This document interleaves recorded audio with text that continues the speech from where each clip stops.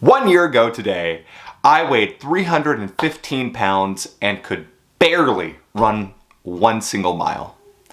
Today, not only do I weigh under 260 pounds, but I am an avid ongoing marathon runner with the goal of running one marathon every single month in the year of 2021.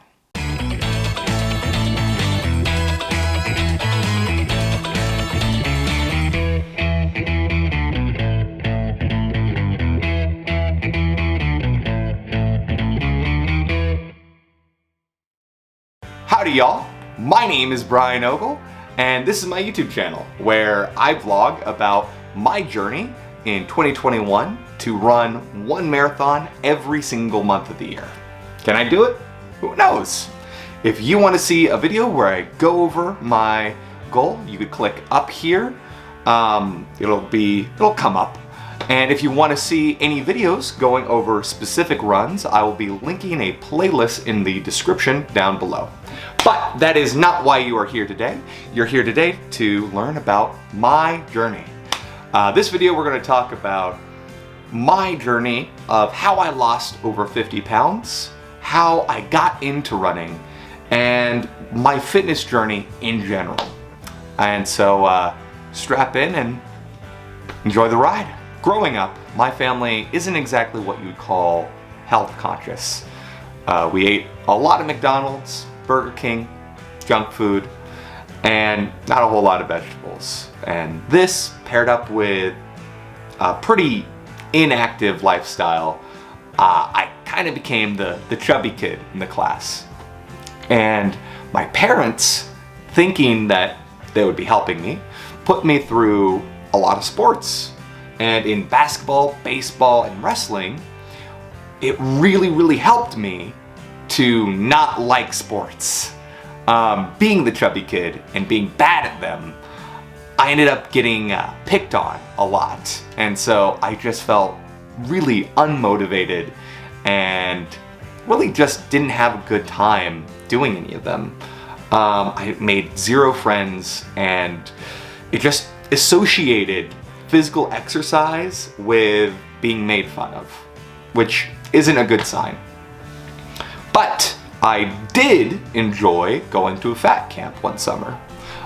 This really helped me because I was with other people who were also made fun of. And so I was with a pretty good environment of people encouraging each other to be active and slim down. And it did help, and I did slim down at the tail end of middle school, getting ready into high school. But I was still pretty overweight throughout high school, and I started getting a little less active here and there. And this really ramped up once I entered college. So from college onward, I've spent most of my adult life moderately overweight. And I would get into these yo-yo diets that I thought were good because I'd be cutting back my calories, but I'd be so hyper focused on my caloric intake that I'd just try to get less and less and less. I'd be depriving myself, and I'd feel like I'm starving all the time. And that's why it's called a yo-yo, because you lose 10 pounds, but the thing about yo-yos is that they always go right back up again. Springtime, I'd lose 10 pounds. Wintertime, I'd gain 20. And over the course of a couple years, I just progressively gained more and more weight, which is not healthy, and it's certainly not sustainable. And these yo-yo diets are a really great way to binge on junk food. But that's when I met the love of my life. No, not that one. Yeah, that's the one. I started seeing this chick whose entire family are health and fitness junkies, all right? The brother is a yoga instructor, the mom does spin class, and the dad is a CrossFit coach, not as an actual profession, but as a hobby that he does on the side because of how much he's into CrossFit, okay? So clearly, this chick comes from an an entire family of super athletic people. And she did sports all through middle school, she did sports all through high school, and all through college. She was, by all counts, a huge beast. And she still is. Side note, that's her deadlifting 275 pounds. That's not even her 1 rep max, okay? Point of comparison, I'm twice her height, and I'm not even 275 pounds anymore, okay? She could deadlift my entire weight twice and be perfectly fine. That's how much of an absolute beast this woman is, and I love her to death for it. So obviously, when you're with someone, your personalities will start rubbing off onto each other. That's what she said. And so she started really getting more into movies, and I started to go to the gym a little bit more until her dad suggested that the 3 of us run a Spartan race together. And for those of you who don't know, a Spartan race is this really long obstacle course run. And being a guy and a moron and wanting to impress the family, I actually said, sure, let's do it. Looking back on it, I could have improved my training and nutrition by a lot. My training was really just running 1 to 3 miles here and there, and my nutrition didn't change at all. I continued my college bro diet of beer, burgers, and pizza. So race day was pretty rough for me, but we were able to still do it. And I actually really liked it. Crossing the finish line, it felt like you completed a goal. I got a medal. And looking back on it, I felt this sense of accomplishment, like I did it. And that was awesome. Unfortunately, despite what I thought at the time, you can't actually out-train a bad diet, especially if you don't actually do any training. And so this kind of started another cycle for me, where I would lose a little bit of weight, I'd run a Spartan race, and then I'd go right back to my bad habits, and I'd gain a lot more weight. And I did that for about 2 years, until I graduated from university, and I got a teaching position. And this was a really great for me because it gave me a routine and a set schedule and some stability in my life. And at the beginning of 2020, I thought, okay, this is gonna be my year. I'm gonna properly train, and I'm gonna run a Spartan race, and it's gonna be awesome.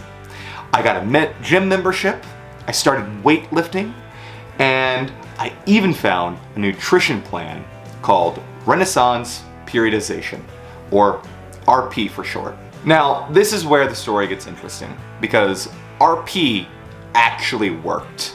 I lost about 25 pounds while not starving.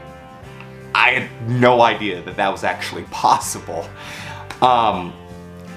But I had to stop after a couple months in, because I just couldn't continue eating bland, dried out chicken and rice. It was too much for me. The flavor wise, I couldn't stand it anymore. I literally couldn't stomach eating more dried out bland chicken and rice. But I did continue my training. I kept at my little bit of cardio and a little bit of weightlifting that I was doing at the gym, until a global pandemic shut everything down. But I was optimistic. They couldn't close the gym down forever. Besides, the quarantine was only gonna last for a month, maybe 2 at the very most. We were so young and so naive. And so I just decided, why not just hit the pavement?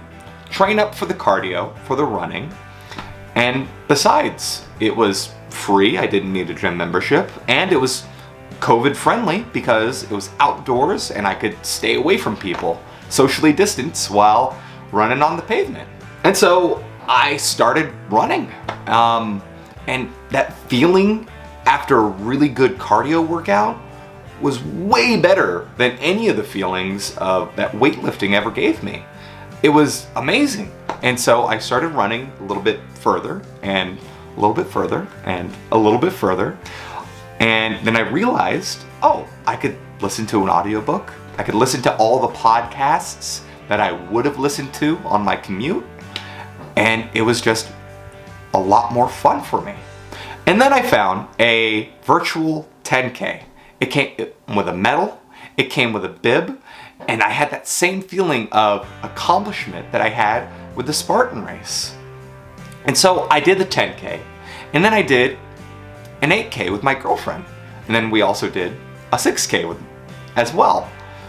And then I actually went on to run a complete half marathon, which was a huge accomplishment for me. I thought it was amazing. I was falling in love with running, while at the same time discovering another wonderful thing, salt and pepper. Look, I grew up pretty white trash. We really liked our fast food, and looking back on it, I think one of the reasons why is because my mom really didn't cook with a lot of spices. There was a lot of hamburger helper, a lot of prepackaged stuff, a lot of going to the store, buying whatever meat was on sale, and then freezing most of it for future meals. And if you are financially not able to eat fresh on a daily basis, it's understandable why you do that. But at the same time, as a kid growing up in that environment, it really pushed me to really enjoy junk food because it had such great flavor. Maybe it's something that all young people have to do, but the summer of 2020 was when I really discovered different spices, different flavors, different marinades that I could use, and that's when I really became a much better cook in the kitchen. So by the end of summer, I was really set up for success for the last quarter of 2020. I took all of my love of running and I really devoted a little bit of research to really find a good training plan to run a full marathon. Then, not only that, but also I took my newfound love of cooking and I went back to Renaissance periodization. This time, I wasn't gonna eat the bland, boring chicken. I was still gonna eat chicken, but I was gonna experiment. I was gonna use different sauces, different spices, different marinades, and I was gonna be able to eat food that I enjoy eating.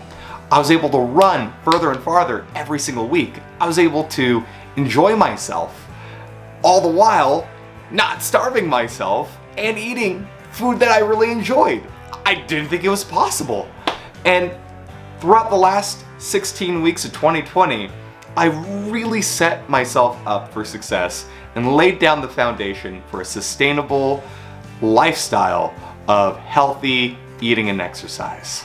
Over the course of 16 weeks, I progressively ran further and faster, and I progressively lost a lot more weight while eating better. I wasn't starving myself. I was eating food that I enjoy eating, and every single week I hit a new milestone. It felt like a new rung on the ladder of this journey. And every week I could look back and see how far I've come, and I felt really accomplished by everything that I was doing.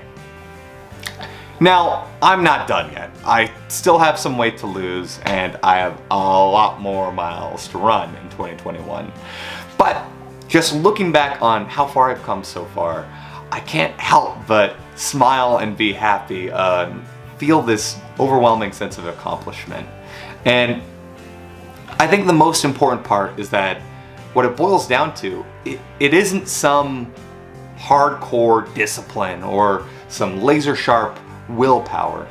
It really boils down to having fun and enjoyment. Life isn't worth living unless you're having fun. And that's the key takeaway here. I'm not some master of willpower. I'm not a Jedi Knight, okay? I'm just some dude who likes having a good time. I found an activity that I enjoy doing, and I learned how to cook better than junk food tastes. Doing something that you hate doing isn't sustainable. And so if you want to make a change in your life for the better, try doing so in a way that is fun. Try to find something that is new and exciting, that gets you happy, that you enjoy.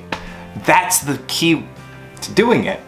If you want to become more active and lose weight and you start running, but you hate it, well then you shouldn't do it. Why are you doing something that you hate? Go and find something else that you enjoy doing, that you like doing. Oh, you're still here? Why? The video's over. Go. You want more content from me? Oh, well thank you. Well, if that's the case, go down and why don't you click the little subscribe button and you can see all of my future videos to come. And hey, while you're there, why don't you click that little like button for me? It costs you nothing and helps me out. All right, well, thank you and have a great day. Thanks for watching.